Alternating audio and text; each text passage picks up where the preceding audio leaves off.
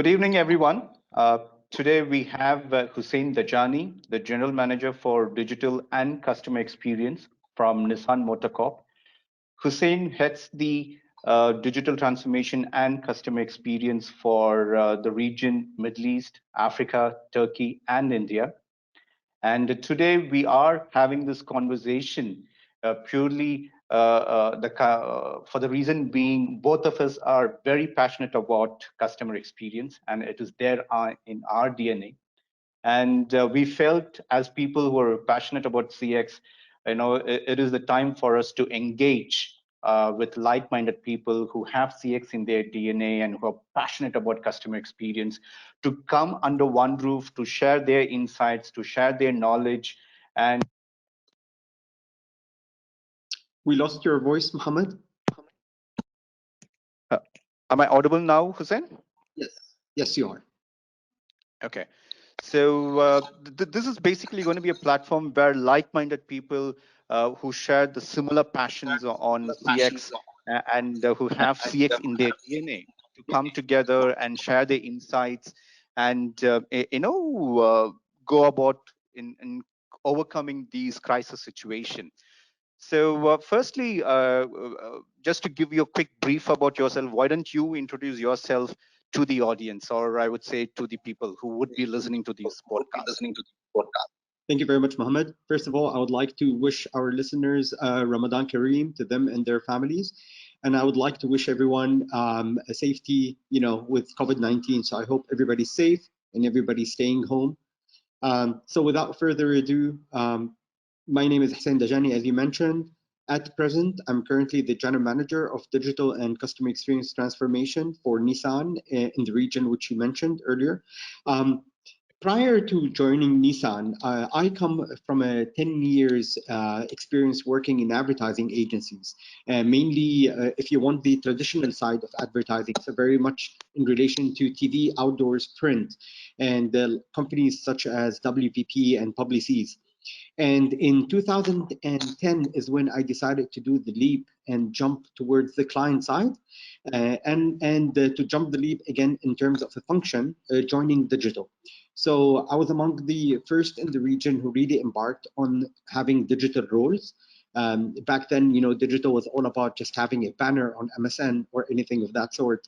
But then social media in 2010 was starting to spike and get a lot of hype around it. And this is when I joined Virgin Mobile in Qatar. It was the first case of a brand that launches its brand, its product, and its services while only relying on digital channels, which was an absolutely great experience. Following that, I was headhunted by Red Bull Media House from Austria to basically head the digital department for Red Bull in Middle East and Africa. And post that, I decided to venture with two other partners, and we opened a digital agency, which after 3 years' time, we sold it to WPP, which was a great thing. We grew the agency from being a 24 employees to 128 employees, to one office in Dubai, to 5 offices across Middle East, North Africa, and India. And post that, what I did between that period and the period of joining Nissan, I decided to go to the US and do an executive education program with Wharton University about innovation. And here I am right now. Sorry, I can't hear you, Mohammed. Still, it's not audible.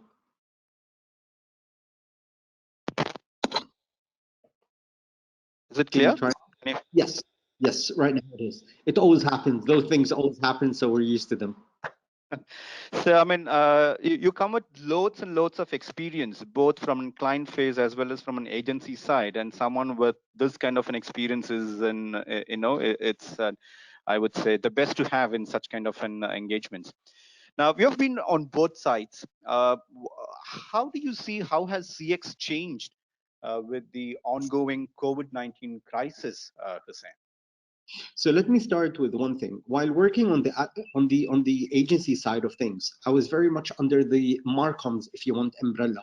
So very much devising campaigns and working on the user journey if you want, but very much from a marcom side of things, as in really thinking about when somebody sees a TV commercial or a print ad or listens to a radio ad, what is going to be their next step. But we never looked beyond that, what is going to be the journey of the customer. Moving to the client side is where, number one, you're being exposed to the whole organization as to what the sales department, what the after sales, so on and so forth are doing. And what your role becomes is very much connecting everything together in order to build this frictionless, seamless customer experience journey. So while the Marcom's role is to bring people to the website or to the showroom, the job of the customer experience person is to, once this person lands on their website or showroom, how do they create for them an experience all the way to making them become a lead and then converting them into sales. And then after doing the sale, how do they retain those customers in order to ensure that in the future they will still buy your product or service. So COVID-19 came in, and it's no shocker. Everybody got affected by it, especially when we talk about the automotive industry. People are not going to the showrooms. The footfall has dropped tremendously because either of the lockdown or because of fear of being exposed to other people. And at the same time, the service maintenance, people are not taking their vehicles for service maintenance because they have a fear who's going to be servicing their vehicle, what precautions are going to be taken.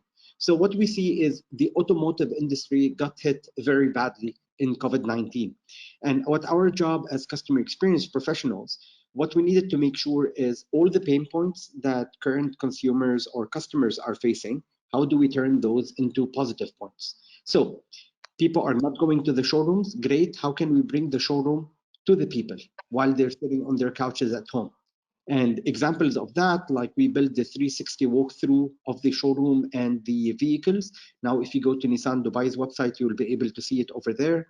What we created is video calls with sales consultants. So while you're sitting in your home, you can do a video call with a sales consultant where he will explain to you everything about the vehicle. So what we did is Mohammed, is we accelerated a lot the rollout of digital, if you want, digital solutions. Stuff which in the past used to appear very much as nice to have now become imminent and have become must have. And those are all those things that have been deployed are what will become the new normal post COVID-19. So after COVID-19 ends, consumers' expectations from organizations is to have all their products and services, solutions to those available on their digital platforms, be it from social media, be it to website, be it to apps, so on and so forth. So what we did is we really accelerated things. We have been extremely busy by really ensuring about how can we, become more empathetic and really show that we understand the worries, the concerns of consumers and customers, and how do we show them that we are available whenever and wherever they need us. So you want to do a test drive, but you don't want to go to the showroom. We come to your home and we do with you a test drive at home. You want to service your vehicle, but you don't want to take it to the service center. How do we do door-to-door service maintenance? We come to your house, we take the vehicle, we do the service maintenance to it, we inform you about what we've done, and then we bring it back to you at home. So a series of solutions have been deployed in order to be able to address all those, if you want, wants and needs of customers. Again, it's not a time where we are trying to sell. This is not a time that we are trying to sell. This is a time where we're trying to win the hearts and the mind. Actually, it's the other way around. The minds and the hearts of consumers and customers over the long run. This is what we're really trying to work on, so that we don't win them on the short run only, but we win them on the short run and on the long run. We become a brand that people appreciate and respect, that it played a very responsible role during COVID-19. And this is all about what organizations should be doing. I insist a lot and I highlight the word empathy. It's extremely important. So what we did is, and we did a very bold move. I'm not sure if our viewers or yourself saw it, but we developed a small video, and that video costed us $0 because we used it out of content which is currently available with us. And the message behind this was, yes, we are an automotive company. Our job ideally should be about selling our cars, our products and services. But right now we're telling you, please do not drive our cars. Please sit at home, because we all miss the road. And in order for us to miss the roads, we need to stay home right now. And this was a very bold message. The name of the video is Ode to Empty Roads. And it's basically our, if you want, promise that we are in this together, and things will go back to normal. Maybe not today, maybe not tomorrow, but they will go back to normality. And once they do, we will all celebrate it together, and we will be available whenever and wherever they need us. I mean, you've summarized it so beautifully. One thing which I felt that I need to, highlight over here is understanding the pain points of your customer and converting or making those pain points to the positive points of your organization. I think that's something which every other company needs to, follow very, I would say, very much. And that is how you get to win customers emotionally and forge a relationship which goes on and on.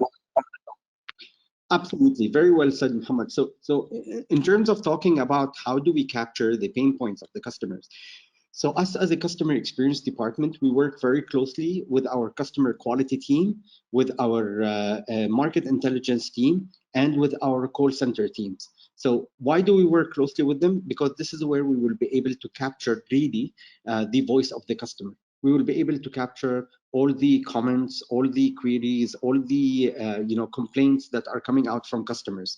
And then we do a lot of listening, social listening, through our Marcom team to be able to see what people are asking for. So all of those are not ad hoc, are on a continuous basis researches that we keep on doing and surveys that we keep on doing in order to be able to understand what are the pain points that we need to address. Add to that, data is what fuels us, Muhammad. We capture data from so many places. We capture it, be it from our platform, our website, be it from social media, again, be it from the mystery shopping, or be it from the focus groups that we do. All of this data tells us exactly the journey of people on our platforms, where things are dropping, where the bounce rate is happening, and why it is happening.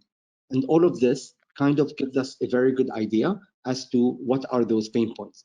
In addition to that, Muhammad, our role is to always scout and look at the market, look at how our customers are behaving, and look at how our competition is behaving. When you start noticing a trend that's rising, this is when you confirm that this is a pain point which needs to be addressed.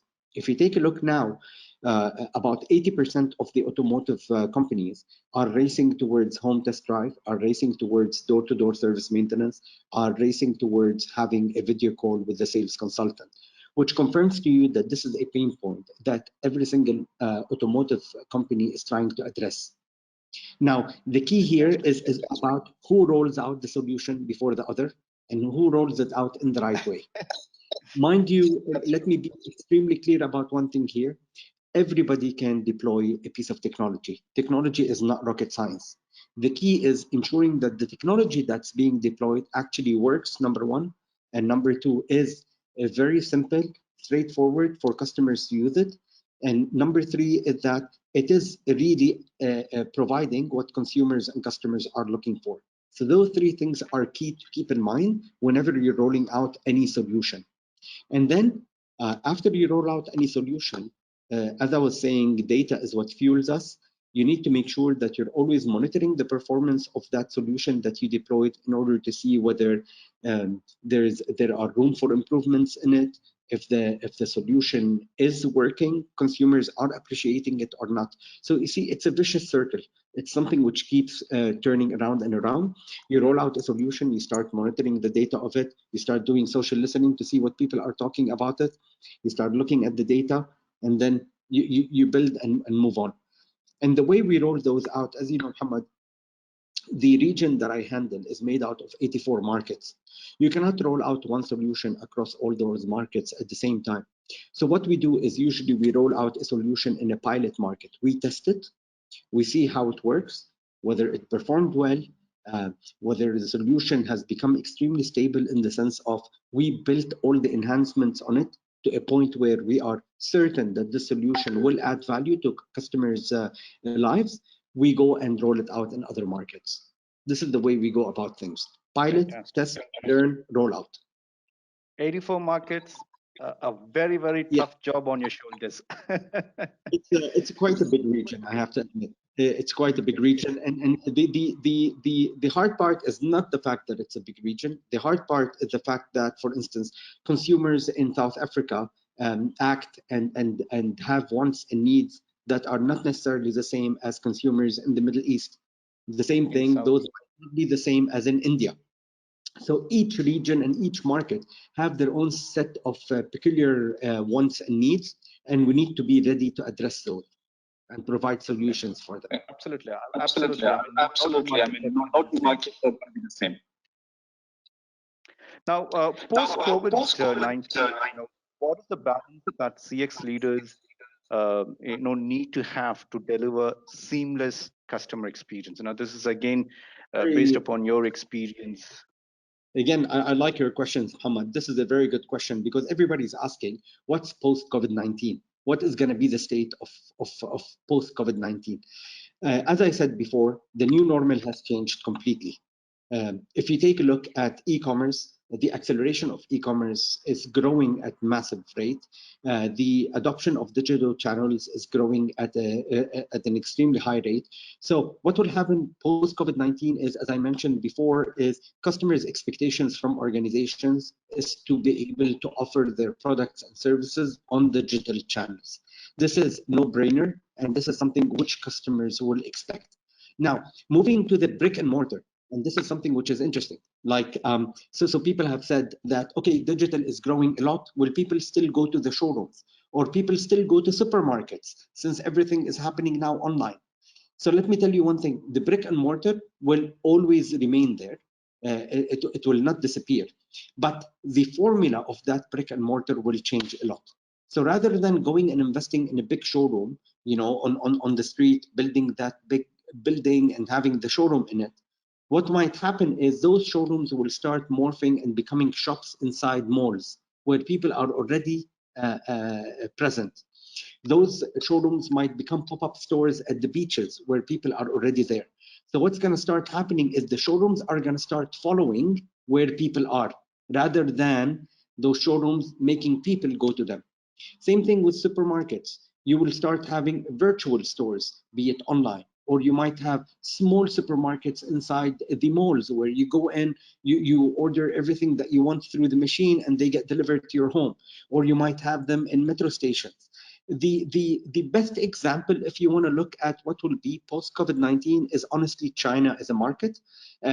China is the first market in the world which started having COVID-19. It's the first market in the world which started deploying digital solutions, and is the first market in the world which opened up. I mean, it's not a post-COVID-19 situation over there, but it started opening up and relaxing a lot. And we're starting to see how consumers' behaviors have changed a lot. So even though restaurants have opened, we're seeing Chinese not going to restaurants. They're still ordering online. And this tells you about a certain behavior which has changed a lot. Now, when we move to the automotive industry per se, we're going to see a spike rise in mobility solutions, such as car sharing, ride sharing, subscription modeling. We know very well that it will take them quite some time to reinstate their belief in and their trust in buses and public transportation, buses, taxis, Ubers, so on and so forth. So what they will end up doing is going after having their own transportation solutions, either buying their own cars, subscribing to vehicles, or doing car sharing and ride sharing. Those we're going to see them on the rise quite a lot post COVID-19. So again, it's a completely new normal. It's exciting times. I think organizations will be challenged a lot into rethinking their business model and where they need to look at the revenue and the profit for them. Because what used to work pre-COVID-19 will definitely not work post-COVID-19. Absolutely. I mean, that is what is like the million-dollar question. How do we strike a balance? Currently we are looking at addressing COVID-19 challenges, and how do we prepare for post-COVID-19 related activities as well? Absolutely, 100%. I mean, if you take a look at the automotive industry, e-commerce is being enabled. Now you can buy a car online completely. You can do all your financial solutions, you can speak to a sales consultant, and you can put the order for your vehicle and pay for it. So get the loan online. So once all of that is happening, you start asking, so what's going to be the role of the showroom? The role of the showroom will always be there as a physical space where you can see the vehicle, touch it, but you will not necessarily lock the deal in the showroom. So the journey, what's going to happen is what we call the digital solutions, where you connect the physical world with the digital world. And you start making sure that the journey from the digital is completely interconnected with the journey on the physical side. There's no interruption, there's no frictions. It's completely seamless. And then back from the physical towards the digital again.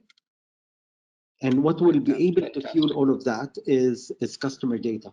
Organizations which have a 360 view of their customers are the organizations who will be able to secure frictionless customer experience journeys. And in order to achieve that, this is where I beg organizations to start really spending their time, energy, and money on accelerating their infrastructure, connecting their systems together, and start capturing the right data of consumers and customers to be able to use it for their business longevity. Great. Now, I mean, earlier we did talk about, your responsibility coming with around 84 different markets or 84 countries.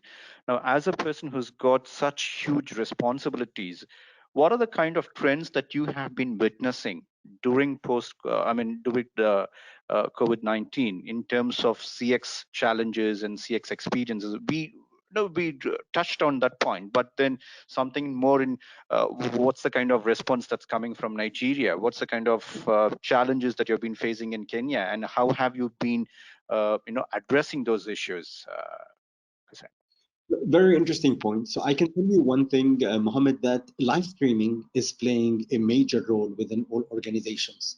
Many organizations, what they have done is, there's a lockdown, employees are not going to the office. So what they've done, those organizations, is they've done a training program for their employees where they turn them into not influencers, but they turn them into content creators. So they kind of worked with their employees to start having their employees do live streaming, to start promoting their products and services, and to be able to lock and seal deals. And we saw this happening a lot. We saw it starting in China a lot, and then it moved into Europe. I see the Middle East is starting towards that trend. So live streaming is happening a lot, where you start working and turning your employees into becoming content creators. That's one trend. The second trend, again, is the huge adoption of mobile. Again, this was something that we have been seeing before, but the way it accelerated during COVID-19 has been exponential and extremely interesting. What we're seeing is, again, like for instance, the video calls with the sales consultants. This is, again, something which we never saw before. Now what we're seeing is a lot of hospitals where you can do video call with your doctor. So you can do your consultation online. So we're seeing a huge adoption of video calls. And I can tell you 100% that post-COVID-19, video calls will play a very big role in organizations and how they start doing meetings with their potential customers or consumers and or existing customers. So video calls is going to be on the rise a lot in all industries, be that the beauty industry, the food industry, the healthcare industry, the banking industry. So we are going to see that. Security is a very big concern and a trend that's rising a lot. What COVID-19 showed us is that many organizations have not really looked at their security features very well. And this is something which we're going to see a huge rise in. post COVID-19, ensuring that threat of being hacked or being intercepted, anything of that sort. From a banking perspective, we're seeing a lot of innovation happening in that space, which is quite interesting in order to be able to facilitate people's lives. So again, a lot of interesting trends are coming up, Mohammed, really across all industries, be that the automotive, be that the hospitality, be that the food, be that the healthcare. So things are progressing a lot, and there are a lot of those happening. I can tell you that digital is definitely the name of the game. We used to say in the past that content is king. Now I will tell you that digital is the emperor, because really digital solutions are what's going to drive things forward. What we're going to see as well is the rise of CRM. I think what COVID-19 showed is how much companies lack proper CRM strategies and are not very well equipped when it comes to CRM. The amount of spam emails and SMSs that I've been getting is crazy, which tells you that there is no cohesive strategy. Companies were just pushing out messages and emails right, left, and center without really thinking about, who's the recipient of those messages. So CRM is going to grow. The ISIT industry is gonna become more and more important. And when I talk about ISIT, I mean information systems, information technology, and then the infrastructure inside the companies, be that from DMPs, data management platforms, be that from data warehouses, be that from systems connectivity together, be that from CRM systems. We're going to see huge growth into that side. Security is another thing, as I said. Video calling is the third thing. Live streaming is the fourth thing. And data, again. How companies will start evaluating the return on the investment that they have done when it comes to solutions being deployed. Fantastic. That's a lot of technology that we've been talking about. Indeed. So as you notice, many companies have started from now a lot with their mergers and acquisitions. We're seeing a lot of companies buying other technology companies because they anticipate this is where things are going to grow moving forward. And you can see Google Hangouts rebranded into Google Meet, and they opened it now for free for everybody to do meetings on it. So everybody is going after this race of who will be able to capture more and more consumers. We saw Zoom has been really great in providing us with solutions, but then Zoom came under a lot of scrutiny because of security measures. And this is when, again, I was talking about the security part of things. Exactly. Now, before we wrap this conversation, what would be your two pieces of advice to all CX innovators and leaders in different regions? What is that you would say, hey guys, if this is not done, we are missing out there. We are lacking in bringing a smile in our customer's face. So what would that two piece of advice be? So the first one, Mohammed, as I said, now is not the time for organizations to look at how much profit and revenue they can make. Now is the time where they really show their customers that they understand their worries, their fears, their aspirations, and the situations under which they're in. So now is not the time to sell, but now is the time to win hearts, minds, and souls for the long run. So now is the time to be able to provide the right solutions which address the wants and needs of customers. This is point one. Point two would be, please, I urge organizations, be fast in rolling out solutions, technological solutions, but at the same time, study those technological solutions yourselves as being consumers, test them out, whether they make sense or not, before rolling them out. Do not roll a solution just for the sake of putting a press release out there. I rolled out the first video call solution, but the video call solution doesn't work. This will backfire at you. So you want to roll out a solution, great, but make sure that that solution actually works and is actually what customers are looking for. The third point would be is this is a time where many organizations are facing a lot of financial restrictions. You want to roll out a solution, it doesn't need to be huge sum of money. So you need to look at solutions which are cost efficient and which are time efficient. I will give you a very small example. We wanted to roll out the home test drive. If you want to roll out, in an ideal world, to roll out a home test drive means that when you go to the website, you can choose the date, the time, and the location where you want that specific vehicle to do a test drive with it.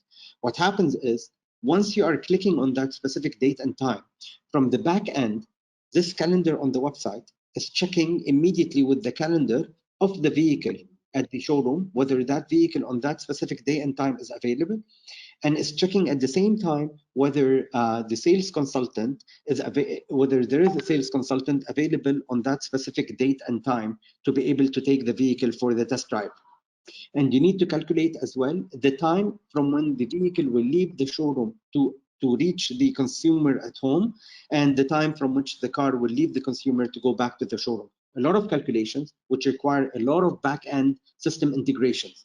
If we wanted to do that in an ideal world, we would never be able to launch it before a 6-month period of time.